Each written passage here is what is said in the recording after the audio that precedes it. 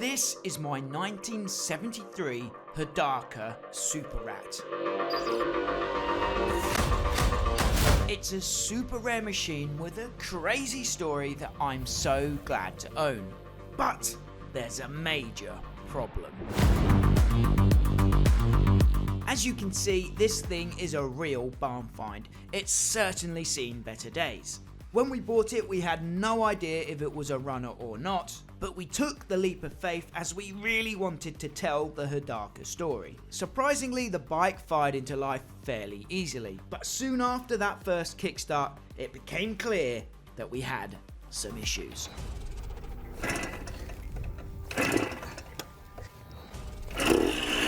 Hey! She's alive! The little squirt lives!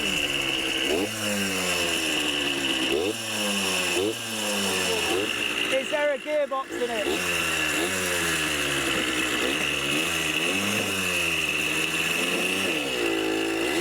Whoa!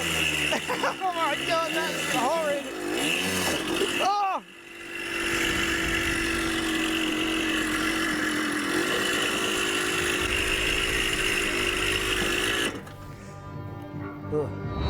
We did make a video about the story of Hodaka, but we didn't get to ride our bike as it was clear it needed some serious TLC in the workshop. Hodaka went out of business nearly 50 years ago, so knowledge, parts and spares specific for these machines are hard to come by. The design of the bike also appears to be pretty weird and primitive to our modern eyes. So trying to fix it could easily become super frustrating. But we are desperate to get it on track, and now is the perfect time to start that journey. So we've been looking for a winter project to get stuck into, and luckily I've had this little beauty in my garage since the summer. It's been sat waiting for this opportunity, and I've finally called in the big guns to get this thing running right. So this is our project this winter. We're going to try and save the Super Rat.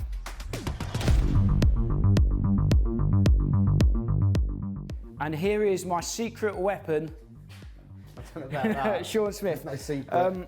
Sean, this is my 1973-74 Hodaka. Now, there is an elephant in the room. It's got this airbox cover on here that says Super Rat, but we actually think it's a dirt squirt. They had some cool names. Is that what it's called? It's not called that, we think it might be a dirt squirt, but it says Super Rat. I'm not actually quite sure, but we know it's from 1973-74.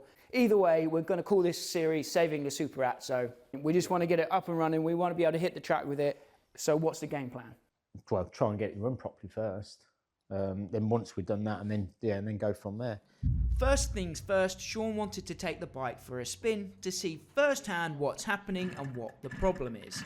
But the Super Rat had different ideas. It's not having anything.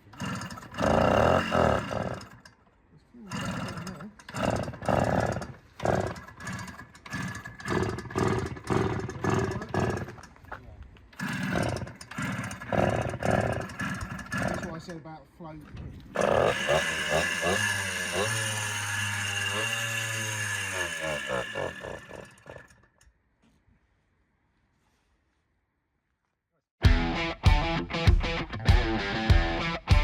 So job one is going to be to figure out why it's not starting. I am just taking out the float bowl. Yeah, just seeing if it had any fuel in the float bowl. And it ain't. So I wonder why that is then, because there's fuel in here, look. Yeah, so yeah, we'll get the carb off then and have a look, because you know, there should be fuel coming out of there right now. So I turn them on, and there's no fuel coming out there right now. Can I just add, Phil has been messing about with this as well, so we don't know what we're going to find, do we? I was going to say, I can tell Phil's been at it, because there's all this silicon under here, look. He loves to storm it about, doesn't he? Don't touch any more bikes, Phil.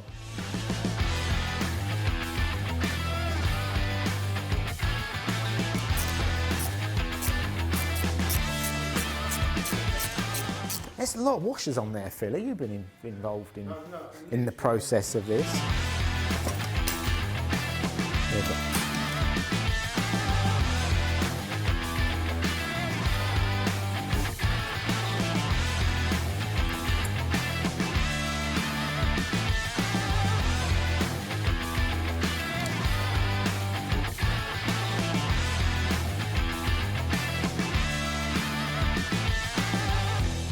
I guess there's some kind of vacuum holes or vent holes or something, but because there was that much silicon, it'd block them up.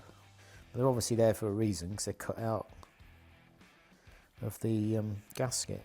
Oh, that's part of the intake manifold, isn't it? I'm thinking that when the air intake comes in, the fuel comes in, it's basically making it a better, bigger spray, displacing it a bit more, I don't know. I've never come across anything like that before, so maybe somebody in the comments will know what it is. It's obviously there for a reason, isn't it? You know what I mean? It's how it's been designed. I don't think that's the issue anyway. I think the issue is literally the float bowl stuck or something. I mean, there's a lot of silicon in here, Phil. Are you sure you've not had it apart?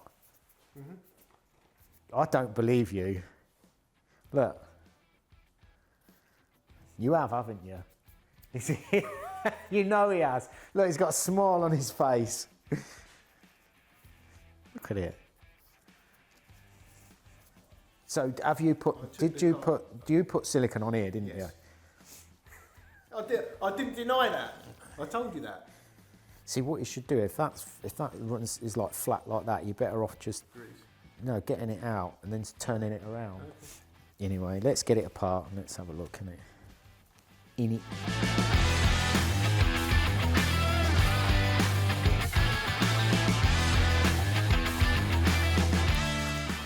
So ideally that wants a new one in it because it's gone brittle. But I think if we turn that around, we might get away with it. I'm just getting Phil's silicon out.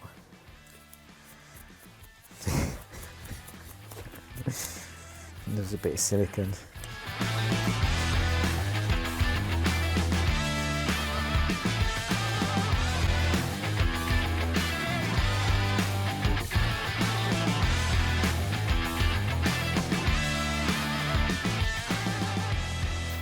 Just giving it a quick blowout, basically, quick clean out.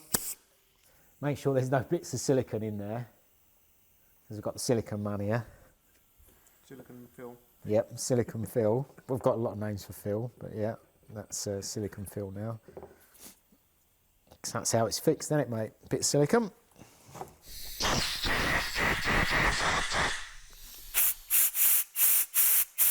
See, look at all that, look, in there, can you see? Well, I just blew that back. I don't know if that'll pick it up. What was it? With all this black. Yeah. It's just come out of there. Okay. It's a carburetor full of crap. There's a crap in the carburetor. Full of crap. It's terrible.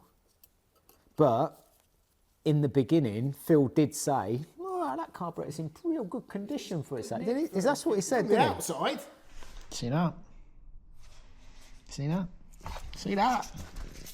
You can see Sean's using the Pewterline carb cleaner here. We use Pewterline products in all of our bikes and in the workshop as well, as you can see. Be sure to check them out next time you need to restock on essentials. Head over to their website, type in your bike model into the search bar, and they'll bring up all the products they recommend you need for your ride. As always, a big thanks goes to Pewterline for supporting the channel. Clean now, isn't it? Look at that.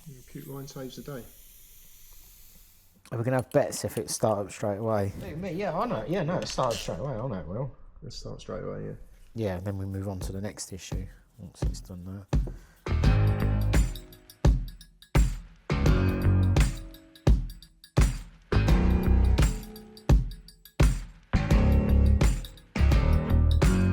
That O-ring looks about at it, and we haven't got any here, and it's got a few cracks in it. So I'm just going to do a just the temporary. I'm going to make a gasket out of that, just so we know it seals, because I don't want to use silicon. That'll be an addition to the O-ring? Yeah, I'm going to leave that there, just to give it a little bit of extra seal, because we need to get it running before we can sort out the other issue. So, yeah, that is my plan. Might take a few attempts, it's not gasket paper.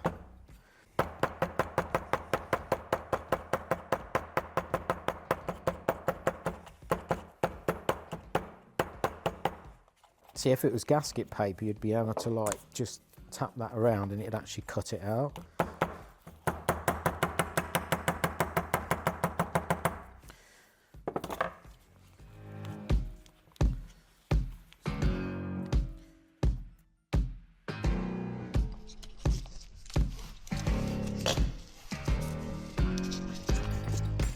Something like that, I think. Just try and clean that up a little bit. Not that it'll make any difference to the performance. What cc is it? 100 cc? See if it goes back together. See if it works.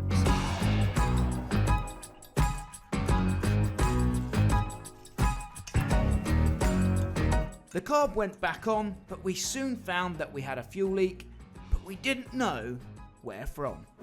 Yeah, I know. Where's it pissing out from?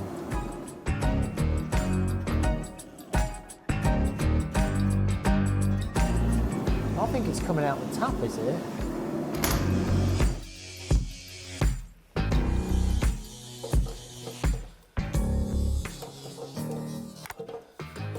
With the leak located and addressed, we could move on to the next phase.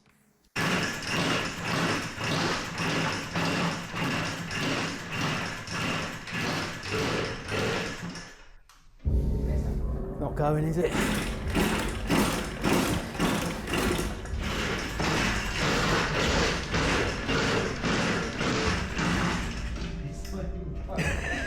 John's dragging it.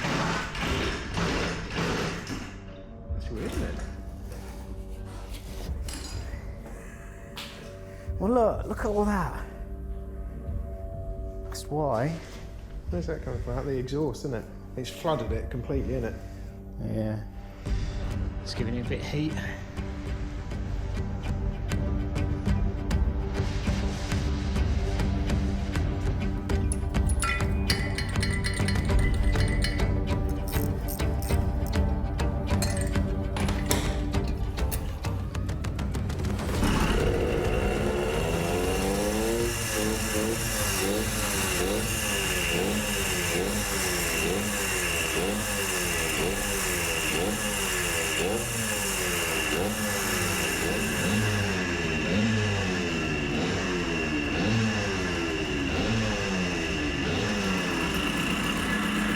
See, look, hey?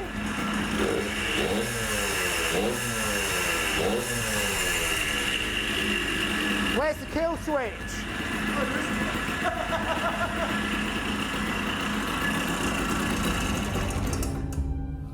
Started first kick, see? Told you.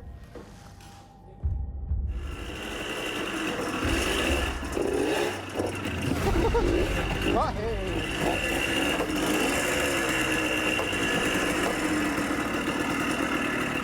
With the bike now running, Sean can finally take it for a spin to try and figure out what the problem is.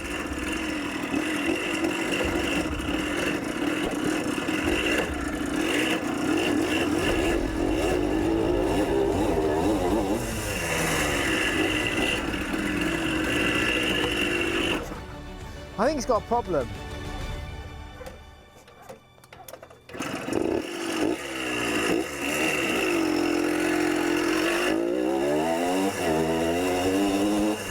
Fixed it.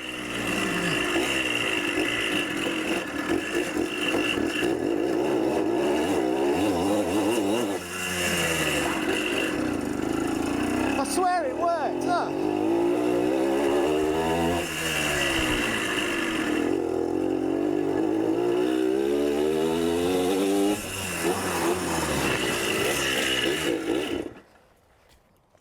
Sometimes it works. I think it's the gear, isn't it, or something.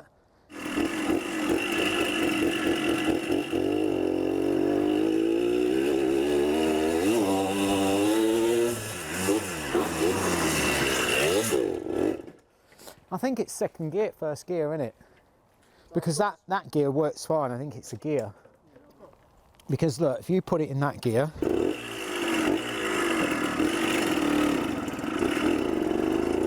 Oh, it's not doing it.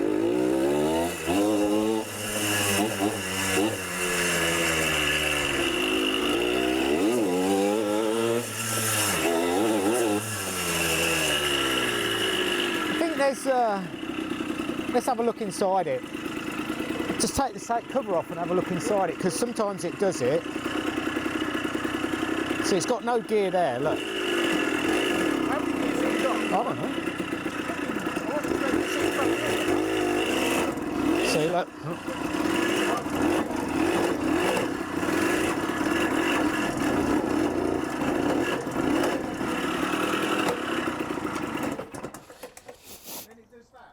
Yeah. Yeah, let's have a look inside it before we break something.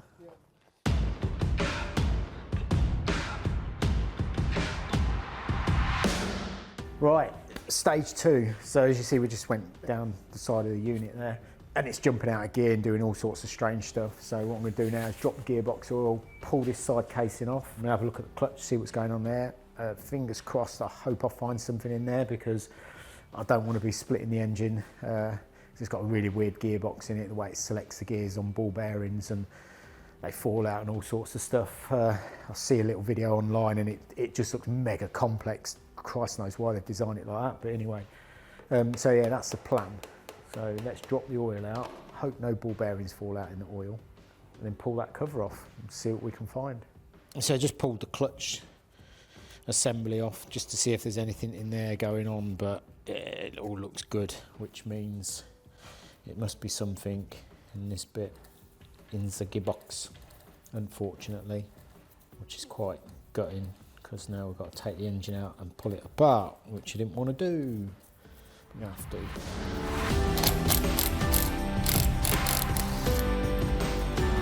As we know, this bike is more than 50 years old, so some of its designs seem very dated to us. The gearbox, for example, is configured in a way that Sean has never seen before.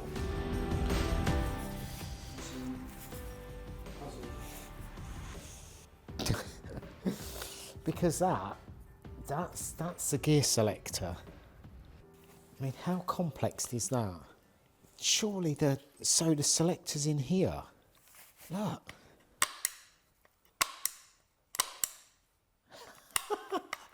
Can you see that? So that's the selector. This arm goes on this pull rod, and then that pulls it into the gears, whatever gear it's. Max, that has blown my mind. Trying to make sure that it's something to do in the gearbox and not that selector, where he, you know what I mean, it could have been put back together, and the select fork isn't actually in here. It's got it hooked on here, so it's selecting in between the gears. So I want to try and make sure that before I pull it apart that it really needs to come apart. I just had a look at that gearbox and just trying to work it out how it operates, which is the most complex thing in the world, and I'm still none the wiser. So I don't know what to do. So this, as you can see earlier in the video, that the actual selector for the gears is this arm here, and it's all configured into this casing. The actual push rod that it pulls to put in gear is free moving. It's in gear at the minute, but if you move this slightly either way, I can get it. It's missing the gear now, you see, look, it's not driving, but if you push it like that, hey, it's in gear. So what I'm going to try and do is I'm going to try and adjust this arm, because it's adjustable, and fingers crossed it solved the problem, because like I said earlier in the video, I do not want to be taking it apart, because it's just the most complex gearbox ever with all them ball bearings. And I just think it'll be a heap of pain. So let's go. That's why we go to big dogs. Yeah. So let's go for the easy option.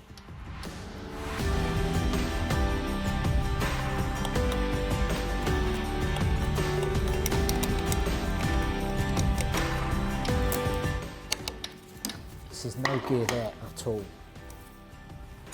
There's no first gear.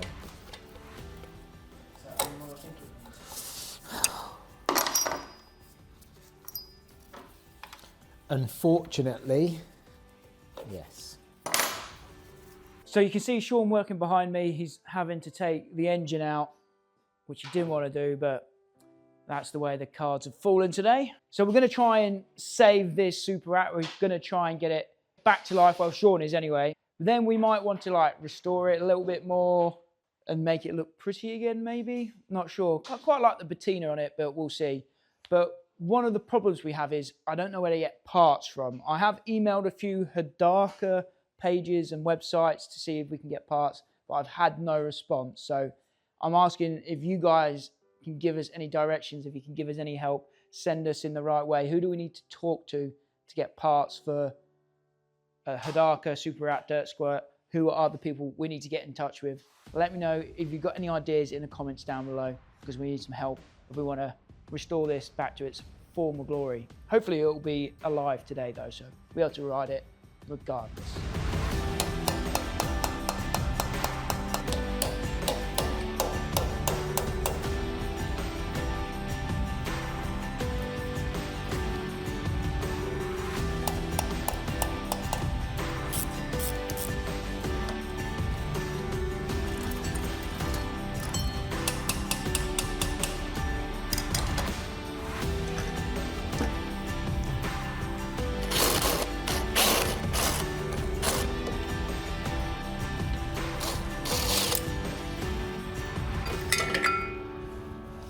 Just like getting one out of like a modern 450 or something, isn't it? Do you know what I mean?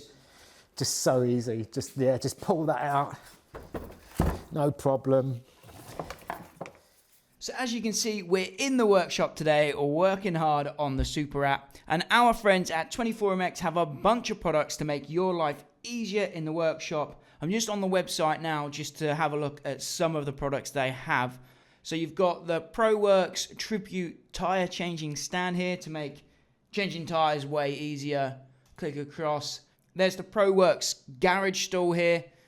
So you can work on your bike a bit more comfortably. Moving across. You've obviously got a load of toolboxes as well. This is the ProWorks 49X3 toolbox in black. I've got one of those in my garage. And then you've even got things like the ProWorks service cart to put your tools, put your parts on whilst you're working on your bike. Like I say, 24MX have a bunch of products to make your life way easier in the workshop. I've left some links in the description down below so you can check those out. As always, a massive thank you goes to 24MX for sponsoring the channel and supporting us here at 999 Laser.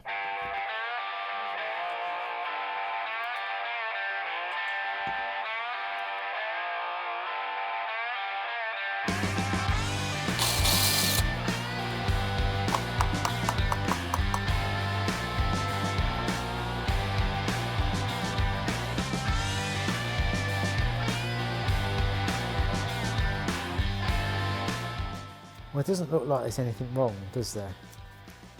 Which is fucking annoying. Just let all the gears into mesh. Should we watch that video? You do what you want. No, you need to watch it. I'm not watching it. I like to work stuff out myself. See, it could just be as like simple as having the gears, you know what I mean? He's got the gears in the wrong way round or something. There's got to be something wrong with it. There you go. See, shoulder up. Yeah. Well, he had them shouldered down. Did he? Yeah.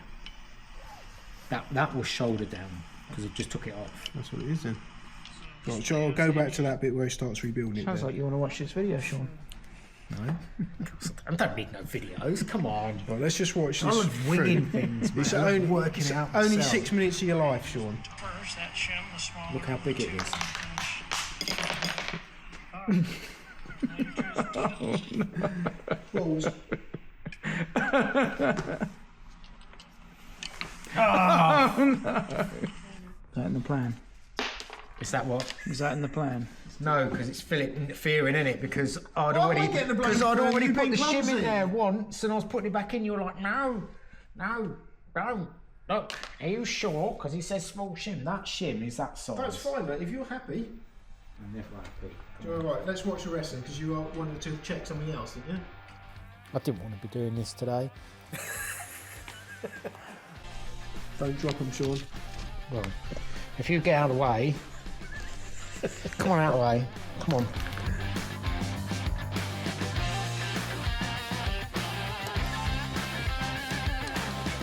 That must go the other way round.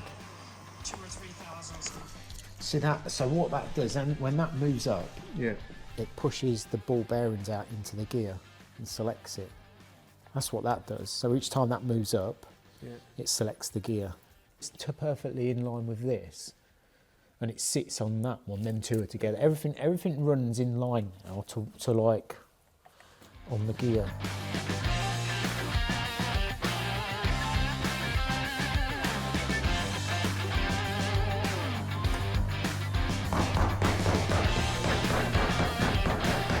Fingers crossed Sean has discovered the problem and made the fix. Hopefully this will solve our issues and allow us to hit the track.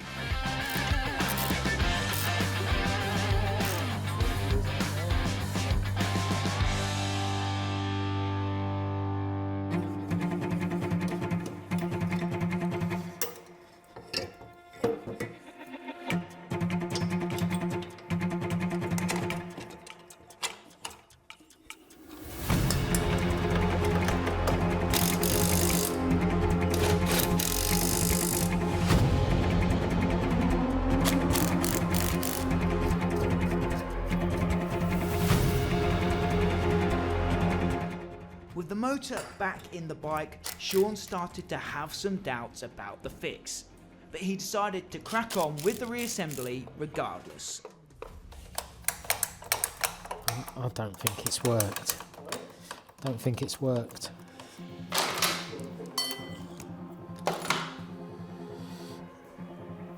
During reassembly, Sean noticed some concerning damage on the cover here that we hadn't noticed before. And I can't understand why that bit, it wouldn't be open like that anyway, because it's open to the elements. Yeah, no. Do you know what I mean? Had all this time and effort in the workshop today been for nothing? Had we actually solved the problem? We are about to find out. What a day. What a day. Okay, so it's been a long day in the workshop and we actually don't know if we're any further along than where we started. Just talk us through what you saw in there. It all looked pretty good, right?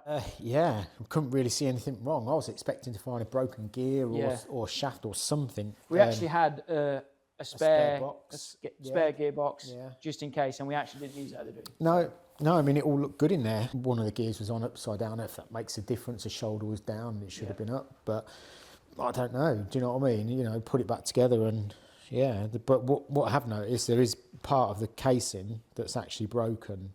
Like you'll see in the video, it's really weird how it selects its gears because actually the selector drum as such, but it's not a drum, but it's a gear and another gear and it's in the casing and that's what selects the gear. The actual selecting of the gears in the gearbox is just a long rod with a like a bush on it, we could say. And as that passes them bearings, the ball bearings that we put in, it opens them out and that's what engages the gear. It looked mega complex, but it's so simple. It's you know, it's probably, when you think about it, it's super easy. Do you know what I mean? And simple design. Because it was so dirty in that, and we started cleaning it, see it was broken. I think what's happened is the casing's got full of mud or something because it's quite exposed, and I think neutral is all the way down, and somebody stomped on the gears that hard that it's broke that bit out of the casing, which has allowed the arm, the selector arm, to come out further, and it just out syncs everything in the box, so you know the ball bearings aren't in the gears and they're in between, and that's what I think's happened. Now I know, you know, how it works. You can be a bit more selective on the gear change and make sure you've got it in gear. I think if I make sure I got it in gear, I think it will be okay, but we'll see. We're going to start her up, and you'll take it for a little rip down the lane to see if it is the same as we started today. If it is, then we've got more work to do. Yeah. So if you guys, any of you watching, it'll probably be a small number of people, know anything about Hodakas, you've worked on them, you've got any advice for us, please drop in the comments, because this has been a bit of, Well, some shots in the dark going, some guesswork. You've been trying to figure it out. It is all guesswork, but I think that's what it is. I think it's just pulling that. I think it's just pulling that selector rod out sync to the ball bearings, and then they're not engaging properly. It's not holding them in the gear, and then they're falling out, and you know, that's what I think. But what do I know? A couple of final requests We could really do with an image of the flywheel cover from one of these, inside and outside, so we can compare and see if ours is actually broken and wrong. Yeah. So if any of you have got a picture you can send us, that would be mega helpful. So you think this is neutral at the bottom, then 5 up. Yeah. Is that right or is that wrong? Again, Hodaka fan club, if you're out there, please let us know. Yeah. But should we do it then? Let's start out. Yeah, Have a look. let's try. Have a look where we stand after 12 hours in the workshop or whatever it's been.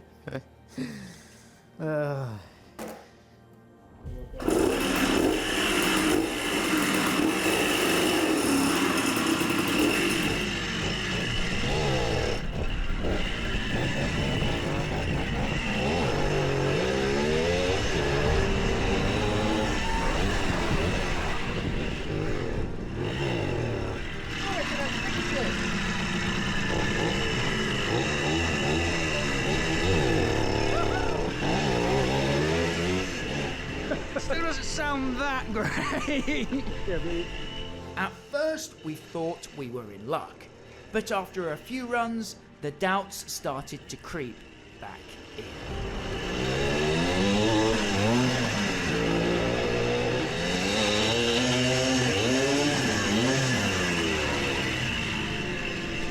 Going in? I don't know.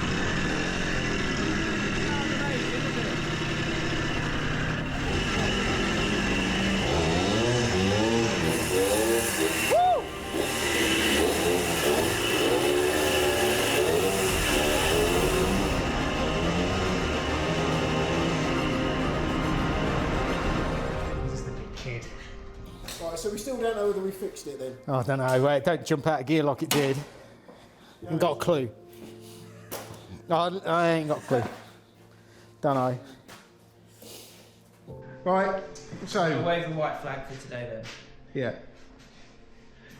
Yeah, I think so. So that was the end of day one. We were determined not to be defeated, so we regrouped and came back a week later. So it's been a week since our last ordeal in the workshop with the Hodaka. We ended on quite a downer really last week. It didn't work. No.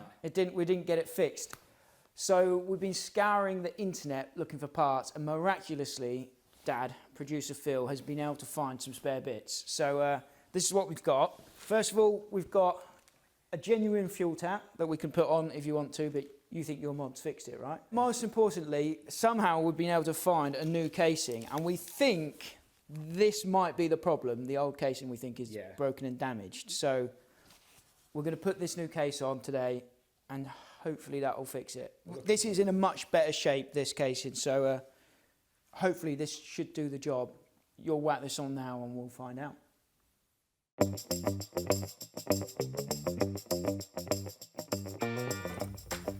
Right, so I've just pulled this off. So we just pulled this is the old casing, just pulled this off, and that's the new casing. I mean, you can see straight away there's a plate missing on the inside that we knew nothing about, because we know nothing about these engines. But what I'm going to do now is I'm going to pull this plate off and just have a look and see where the mechanism is that actually, it's so weird. That is the actual gear selector. That's what selects in each gear. And then this little arm pulls this rod. And you've seen in the video that will pull these ball bearings through. Basically, that's what that does to select the gears. Because I think that bit's broken out of there and bits are missing, I just think, or hoping that that's probably the issue. But we ain't going to know until we get it together and find out. But yeah, so the next thing is we'll just pull that cover off there, just have a quick look in there, just make sure everything's okay, and then bang it on and see what happens.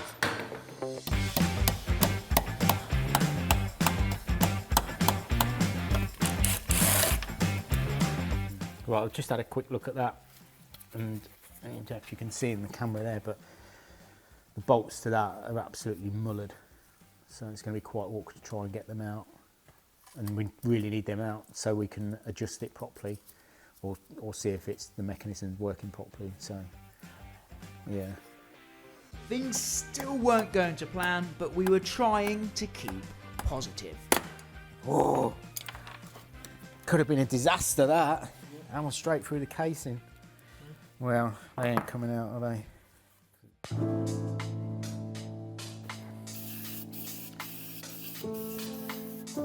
So my current theory at the minute, so the casing is that way up, and I think this arm, because it can either go that side of the plate or it can go the other side, I think it's actually been put on the wrong way round on our original casing, because this pulls the plunger from, say, imagine that's the plunger, so that's pulling it from, you know, this side basically, and the other arm is the other way round and it's pulling it from the back side. That's all I can see that's different at the minute, but I mean, even though this looks nice and clean and new, it's actually full of crud. So I'm just trying to clean it all out at the minute, just so we're trying to get this rocker here needs to float. So when you select a gear, it just hooks into these teeth. So that rocker there, but it's not floating at the minute, it's quite stiff.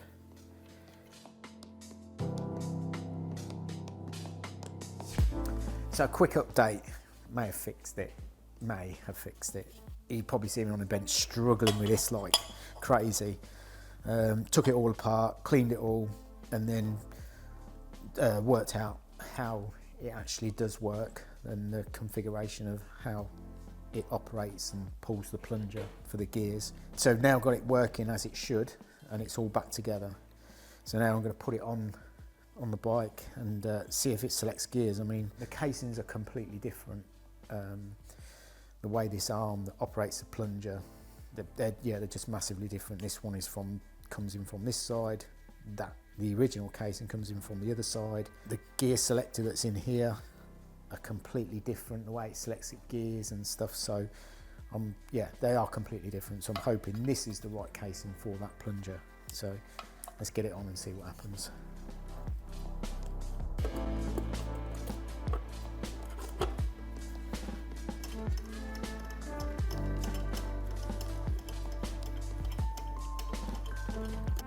These bolts look awfully long for this casing.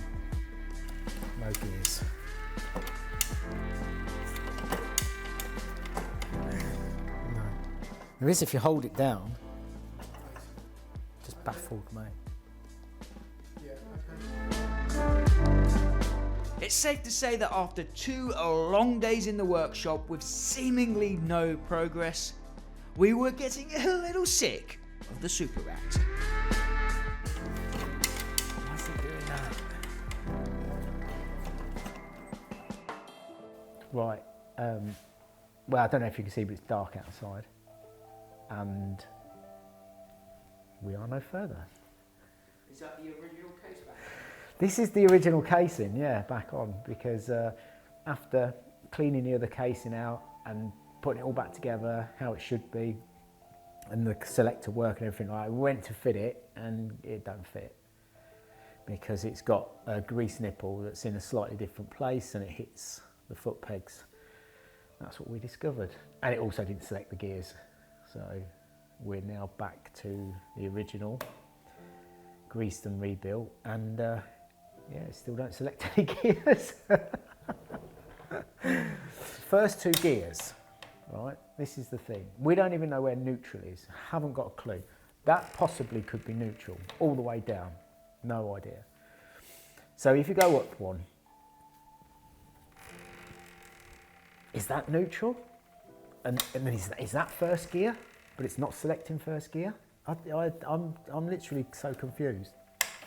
Now we got a gear. So what gear is that? Is that first, third, second? I don't know. So say if that's third, fourth, fifth, sixth. Well, it ain't got 6 gears, has it? No. So that must be second. Say that's 5. See, there's another neutral. Hey. See, coming the other way, it doesn't, I don't know what it does. I am literally stumped.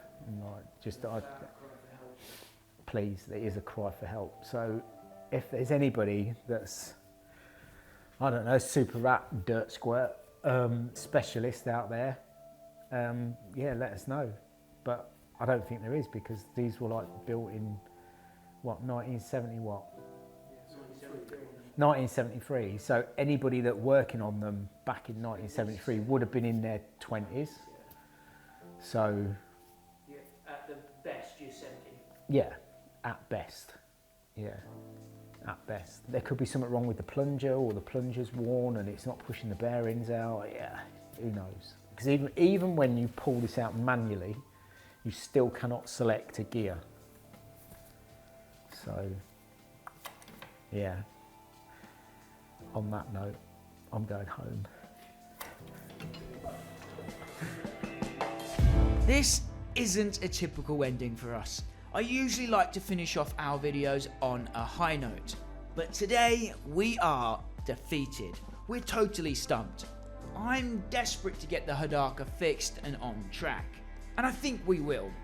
I know Sean well enough to know that he won't rest until he gets it running. But for now, we're asking for your help, your advice, and your ideas. How can we get this thing running properly? Let me know your thoughts in the comments down below. The Super Rat saga will continue here on 999 Laser, but for now, my name's Max.